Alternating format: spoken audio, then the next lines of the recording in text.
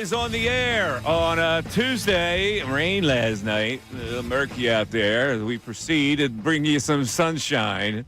And right now the sun is shining mostly on your Philadelphia Eagles. But there is a discussion that we need to have today. There are two parts to this discussion as we do the show. Bill is here. Ray is here. The discussion point now with the Philadelphia Eagles, since we are such in glowing tribute of them yesterday after their win Sunday night over the Rams, where we proclaimed them to be a Super Bowl contender, where we proclaimed them to go head-to-head with the Detroit Lions for NFC supremacy at the end of this whole journey, and whether they are the better team than the Detroit Lions, and whether that is influenced by where they'll play that NFC title game. But the bigger question now that we have set the Eagles up for Super Bowl success is this. What is your level of expectation? I'm talking to Eagle Nation. What is your level of expectation now? Because sometimes you get so convinced of a team's worth that you go overboard and say, it would be a colossal disappointment if the Eagles did not get to the Super Bowl. So the question, I guess, if we project ahead, and I know we're getting ahead of ourselves, but this is what Sports Talk Radio is. It's about discussion. It's about looking into the future. It's about looking behind. It's all that stuff that entails a good sports conversation. So the question is, if they do not get to the Super Bowl, how much of a disappointment would that be? See, once we got it in our sights, we can't get it out of our sights. It's like the toothpaste is out of the tube, Billy. You can't put it back in. And now people are convinced, oh, my God, could this be a Super Bowl year? And you know what happens if they don't reach that kind of plateau. It's just like the Phillies. When we said, oh, this is a World Series team, and when they didn't get there, it was devastation. So what will this fan base accept now with the Philadelphia Eagles? On top of that, there is a story in today's Athletic about whether the Eagles are worthier than the Detroit Lions. And I can tell you that in this story, most of the football people that were surveyed, I'm talking about coaches and such, say no. They say, I don't think the Eagles are far behind, but let me just read this quote for the people out there to digest, just to get you guys heated up out there. One game, head-to-head, yes, the Eagles could win. Well, I guess that's encouraging because it would only be one game, head-to-head. But if they played 5 games, Philly would lose at least 3 of them, maybe 4 of them, an NFC coach said, whose team has already faced the Eagles. So, that quote is saying that the Lions are much better than the Eagles. Bill, your thoughts? Good morning, Michael. Good morning, Ray. Good morning. Good morning to everybody. Yeah, I am curious as to what the fan base's expectations and maybe more importantly, their requirements are now for this to be considered a successful season. Because you're right, coming in, I would say at least half the fan base didn't have those expectations that this team could be good enough and that the coaching, maybe most importantly, could be good enough for them to get to another Super Bowl. But now that you're sitting here and it's 9-2 and they've won 7 in a row and you look around the NFC and outside of the Detroit Lions, which we'll talk about in a second, you look around and say, why not? Why not the Philadelphia Eagles? Why not getting to at least an NFC championship game and a Super Bowl? So I'm curious if the fan base has changed their requirement where it would be a massive disappointment if it is, in fact, Super Bowl or bust. But when I look at the Detroit Lions, when I look at any team, there's no reason that the Eagles couldn't win. And the article that you're referencing where the Detroit Lions they would win, what did they say, 4 out of 5 games? Is that what they said in that article? 4, maybe 4. At least 3, maybe 4 or 5. I'm just not seeing how anyone could pick against the Eagles right now. When you have a defense that is number 1 in the NFL, Mike, number 1 in yards per game allowed, number 1.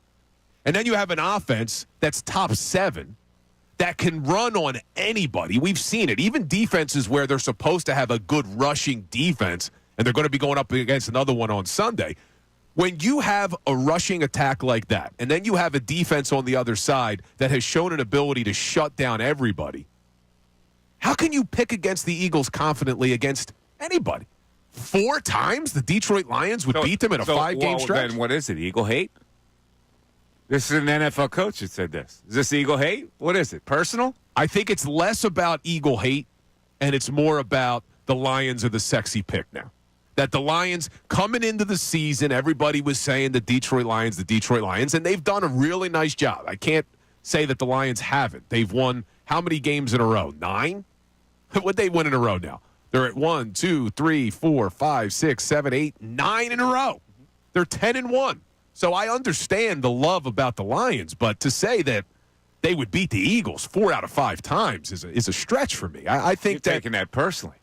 I can tell that you have been offended personally by this. Well, you know Because I'm not a huge fan of the coach. Hey, I know, but your Eagle Green is coming out now. That was a personal insult to you. Just like a little later, we're going to talk about a personal insult to me that I'm going to settle once and for all today. Oh, boy. We'll see where that one's going. Yeah. Now, I don't take it as a personal insult.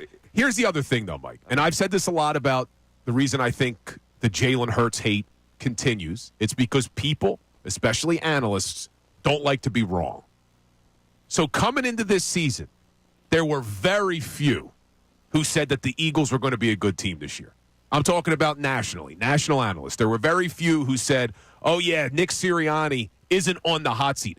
Every single national analyst put Nick Sirianni on the hot seat. Every single one of them thought this was going to be a bad season for the Eagles. So now that the Eagles are proving everyone wrong, they don't want to admit that the Eagles are one of the best teams in the NFC. So that's why the Detroit Lions are the sexy pick. Okay, that's fine. So that gets me back to question 1.